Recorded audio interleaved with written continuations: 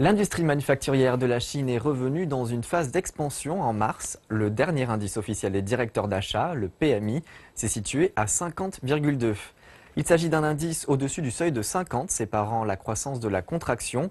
L'indice est 1,2% plus élevé qu'en février et il est aussi le plus élevé en 9 mois.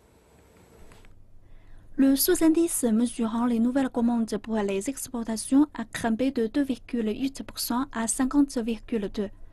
C'est le premier signe d'une phase d'expansion depuis octobre 2014. Le sous-indice pour les importations a grimpé à 50,1%. C'est le pourcentage le plus haut depuis décembre 2013.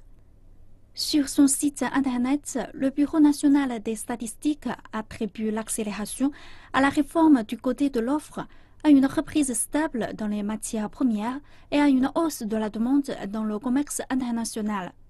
Le vice-président de la Fédération chinoise de la logistique et de l'achat, Cai Jin, a déclaré que l'économie était en train de se stabiliser.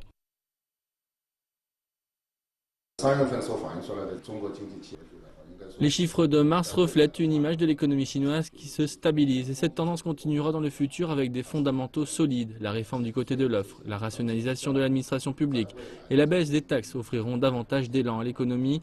Avec ces politiques, la croissance endogène se renforcera. Je pense que l'économie chinoise est déjà sur le chemin d'une croissance stable.